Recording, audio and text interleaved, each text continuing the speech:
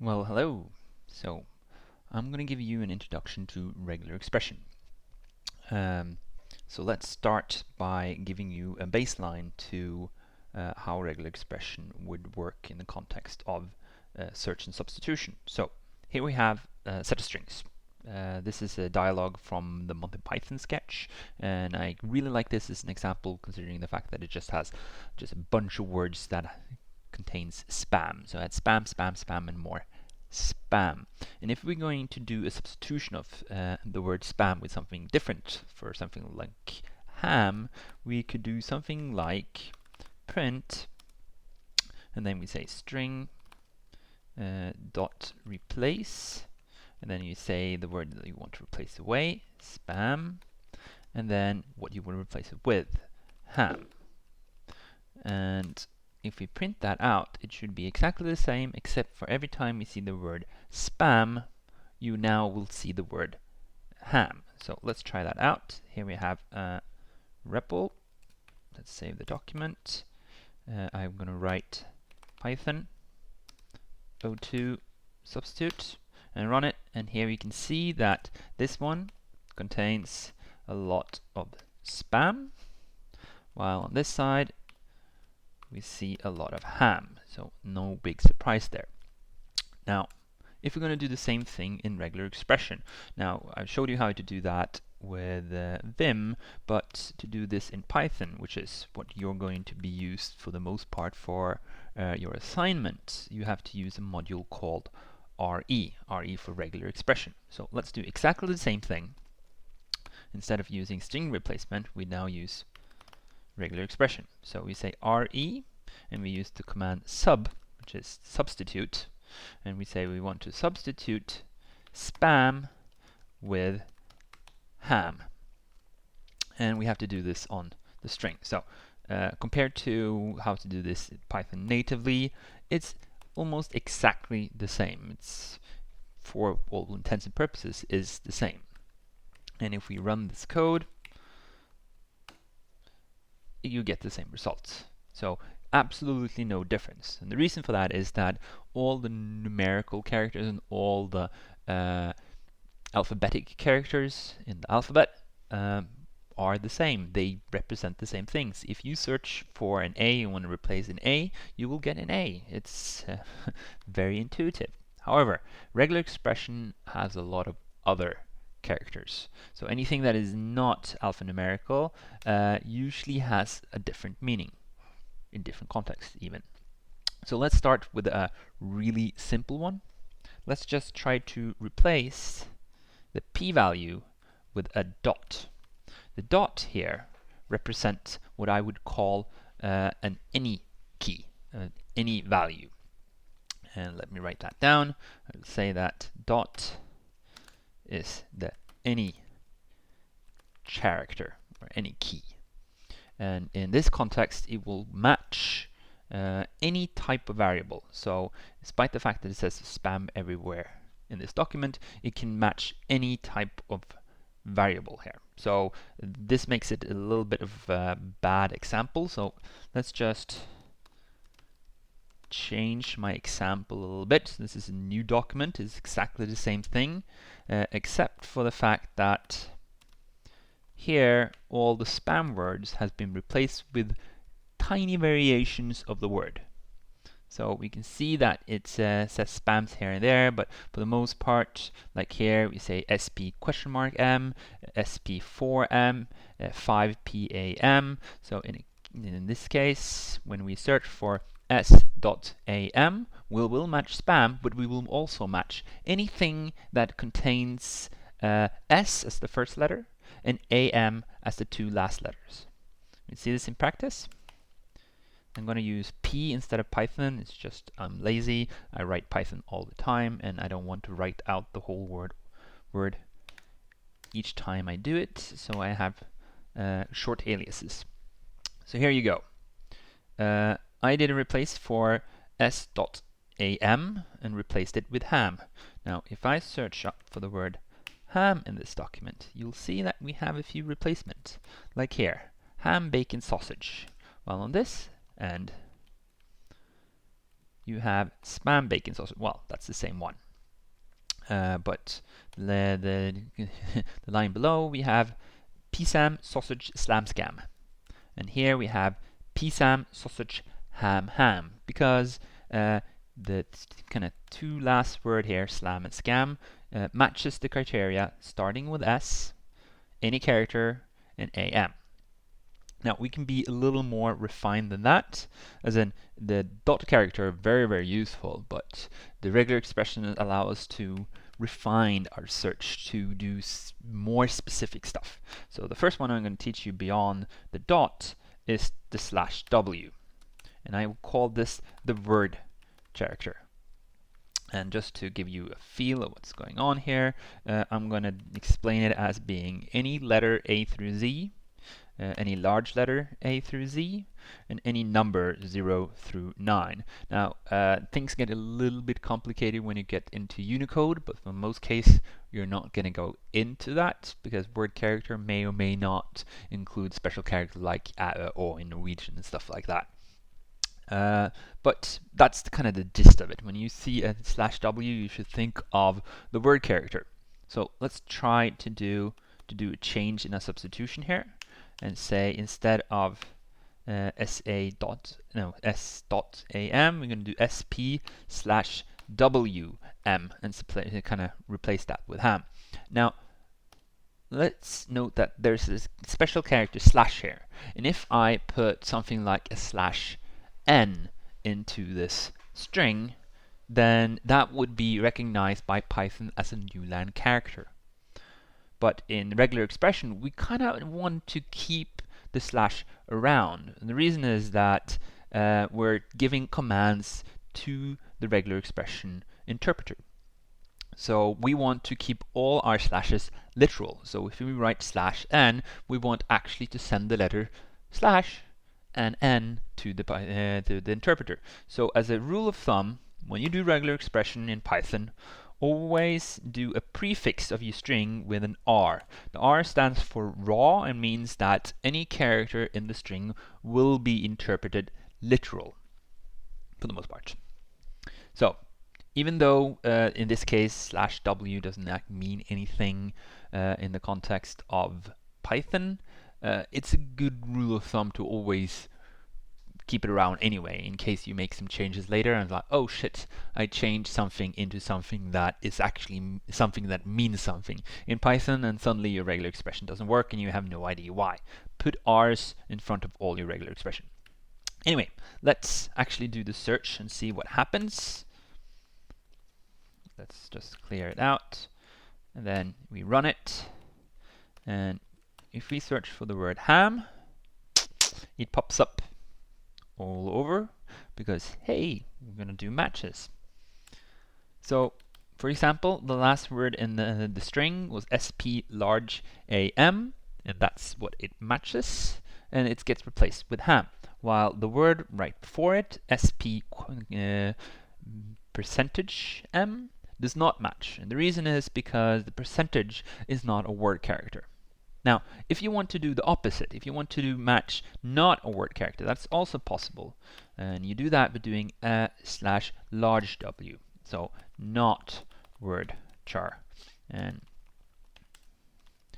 that will, just for the legend's sake, not A through Z, or large A through Z, or 0 through 9. So that should match the opposite of what the dot, as in the little w plus the characters matched by the large W should match up with the what the dot character would match. So in this case, let's try that out. We take the large W, we run it again. In here, if you look at the last character here, whoop, you see here that ham has been marked second to last character word, while the last word spam with a large A is not matched.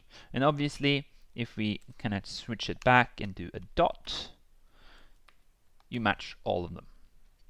Now, in addition to doing substitution, we can also do search. So I'm going to there are a lot of regular expression commands, but for the most part, I only use two.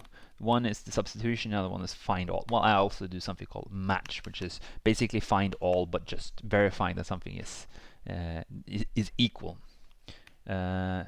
Just as a regular expression is contained inside another string. So they all are pretty much the same logic. It's really easy to understand how all the regular expression function works if you know how one regular expression function works. So in this case, we can do a search for example, SD, and I'm going to introduce the SD as digit char.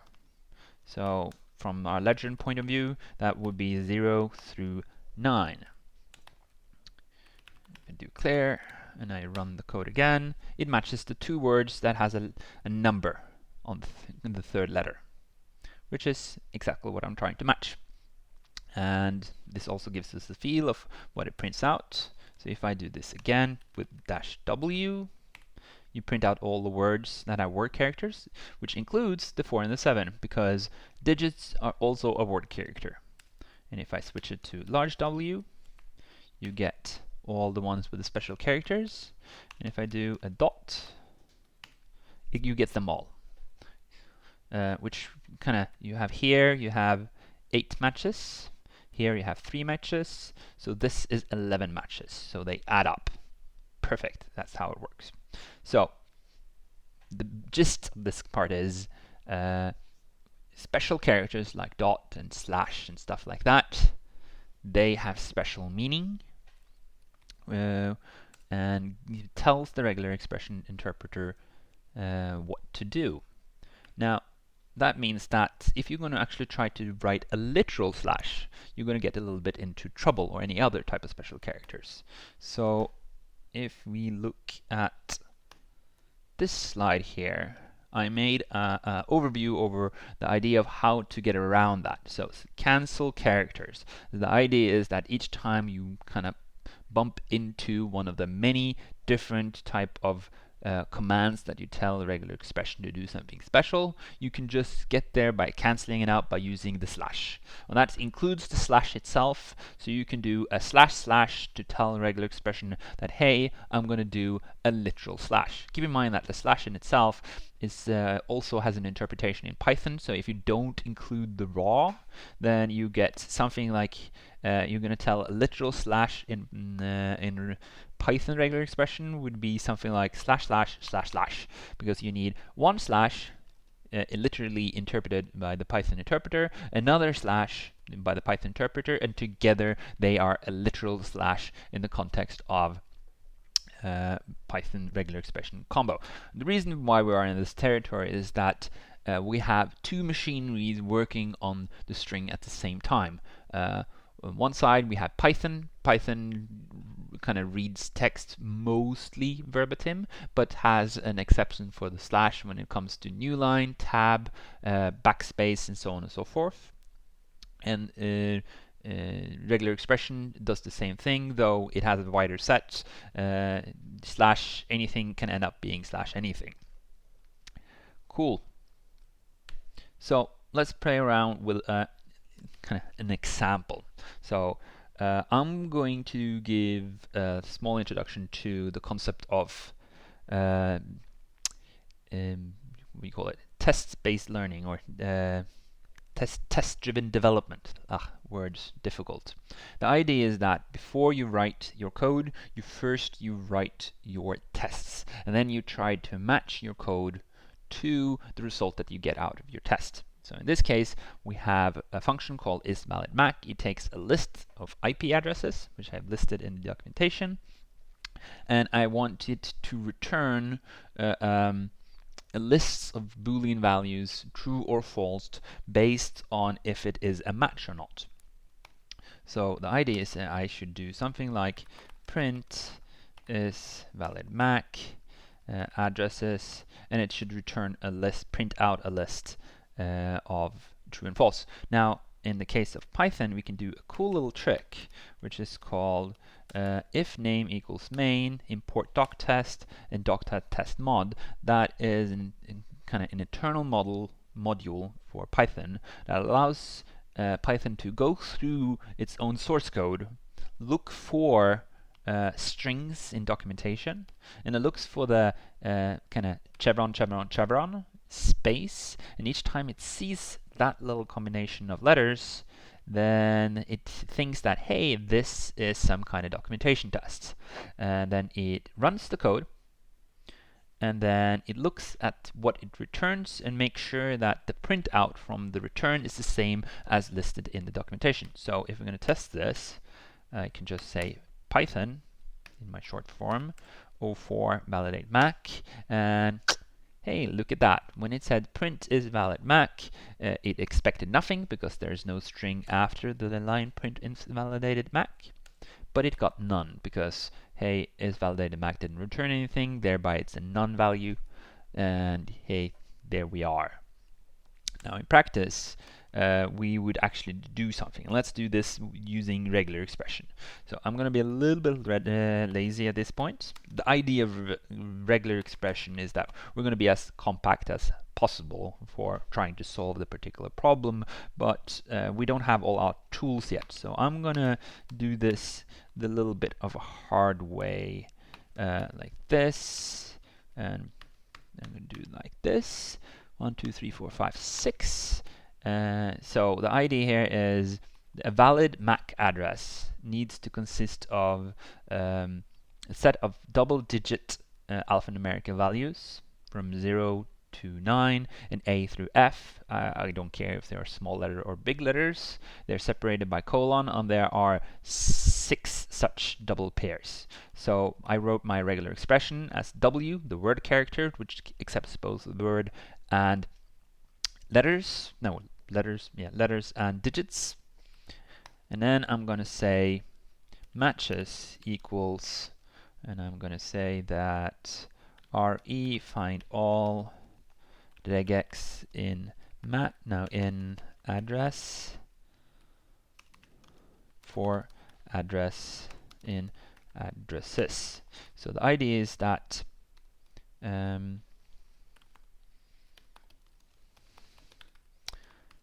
I use regular expression on each address that the isValidMac function gets and check if the regular expression matches against the address. Now this is not exactly what we want, but we can have a look anyway. And you see here that it returns, the length is correct, and it returns the string in case it finds a match. And it returns an empty list if it has no matches. In other words, what we're actually looking for is matches equals match does not equal the empty string for match in matches. And this is a lot more kind of closer to what we're looking for. And I'm going to do a little bit of a cheat trick. I'm going to copy the output of this, put it in here, and now it says true, false, true. And I'm going to put this into becoming false. So true, false, false, because this is the more correct output. So this is a correct one. It contains 6 pairs. All of them are letters and digits within the range of what they're allowed to be. This one is too short, while this one contains invalids characters. So in the case of what we try to match, because I matched it with 6 pairs here, the first one and the last one match perfectly, while the second one correctly get identified as not a match because there's not enough characters. So great, we are one step closer to solving this problem. Now the last one has a little more of a problem because, hey, we have the P here, and that's not a variable character. The same goes for the Z, and the same goes for the little q. So we'd have to make something that's a little more specific, something that aims more towards the letters that we're interested in the context of validating the MAC address. So before we get there, I'm going to just do a little bit of a Python hack and say that char equals to r, always remember the r, /w, and then I say my regex equals to, and then I say I want to do a join, and it's going to be the char, and I want 2 of the char, and I want a list of 6 of them. Now, this should be exactly the same as before. So I'm printing out my regular expression to kind of get a feel of what's going on here. And it does. Exactly the same. So the W is the base char, and then I multiply it by 2 to get 2 of them. And then I make a list of 6 of them, and I join them together using the semicolon. And ta-da! Here you have the same thing as before. And the reason why I want to do this is because I'm going to make the /W a lot more complicated. Instead of W, I'm going to use bracket parentheses. And bracket parentheses is a new command. You haven't seen it before. And this is what I would call a custom character class. It's the character class where you can make the character classes do whatever you want it to do by literally writing down the letters you want it to contain. So in our case, we want 0, we want 1, 2, 3, 4, 5, 6, 7, 8, and 9. And we want A, B, C, D, E, and F. And we want A, B, C, D, E, and F. So obviously, if we do print this bastard out, it's insanely long, and I would never expect you to write something like this. But from pedagogical point of view, you kind of understand what is going on here because we're explicitly writing out what we want. And the fun thing is, if you kind of remove the regular expression and then rerun the code, nothing happens. This is your doc test telling us that nothing failed. Everything went A-OK, and the result is as expected. In other words, if you look at the documentation, the is-value MAC addresses returns true, false, false, which is exactly what we want. It invalidates the third IP address. Now, we can simplify this quite a bit down. So the custom character class actually allows for doing ranges. So if I say instead of 0, 1, 2, 3, 4, 5, 6, 7, 8, or 9, I can just say 0-9.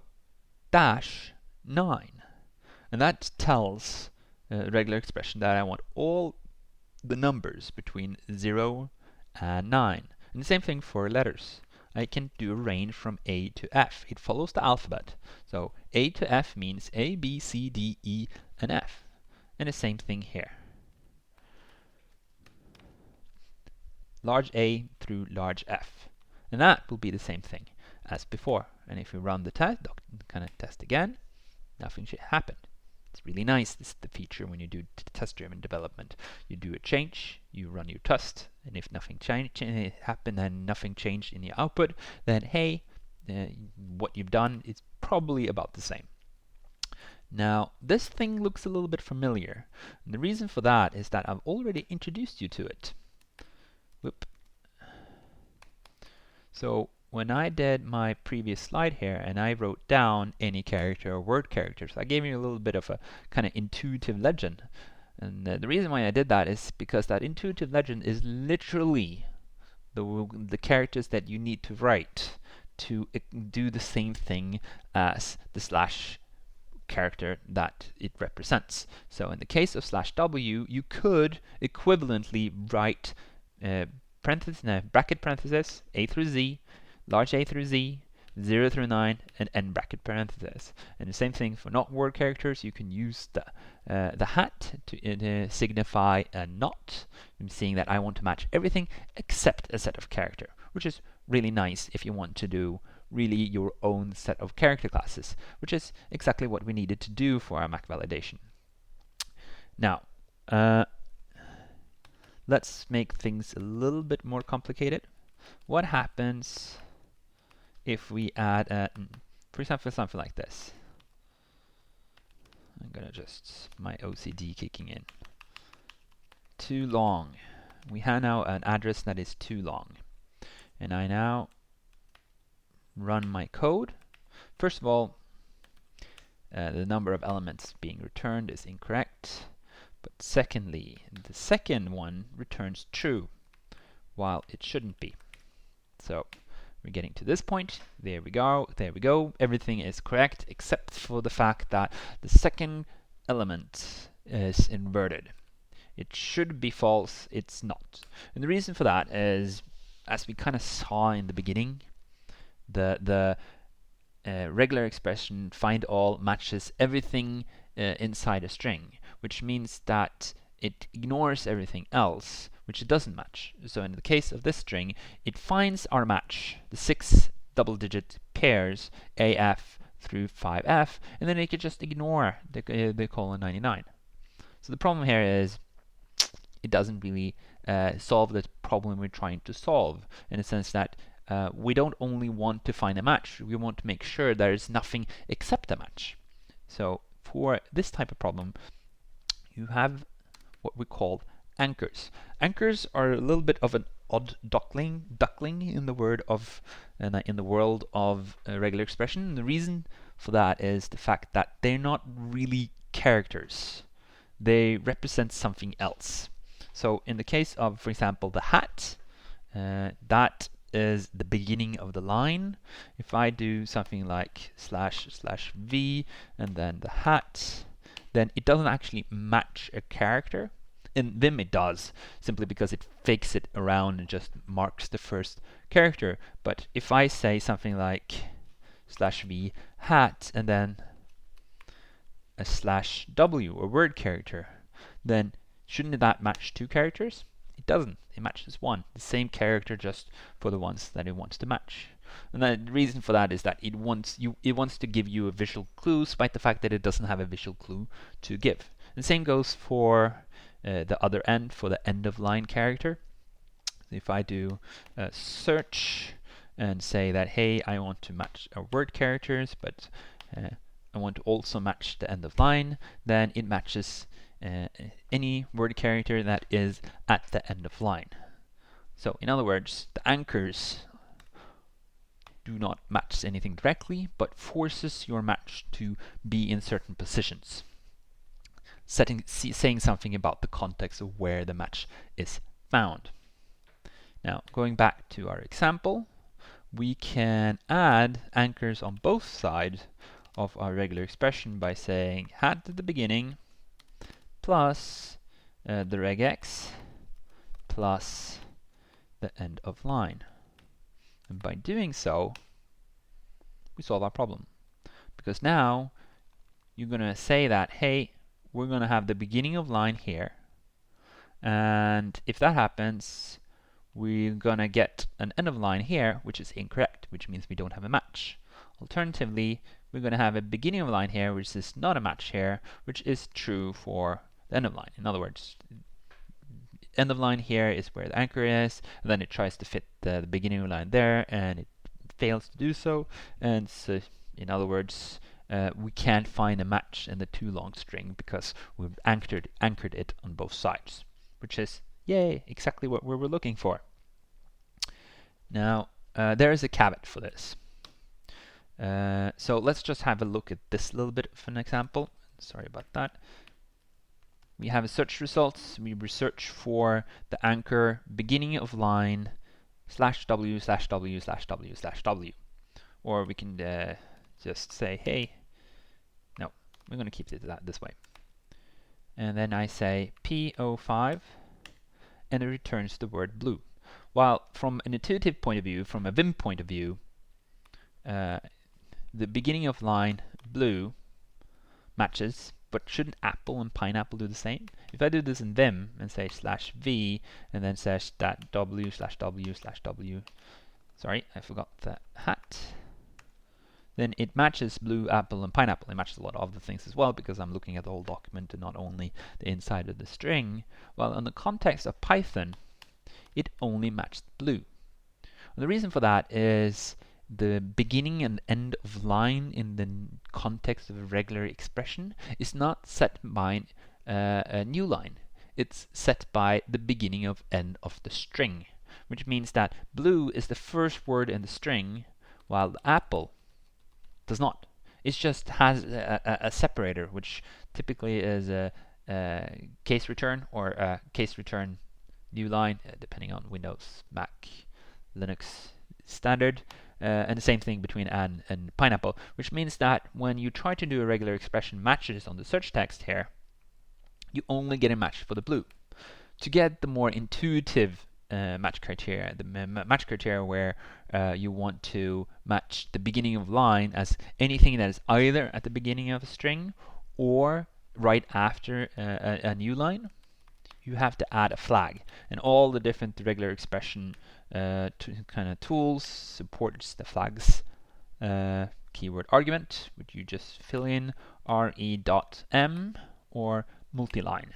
Multiline is exactly what you think it is. It tells the the regular expression engine that new line defines a break that says that anything before it is the end of line and anything after it is the beginning of line.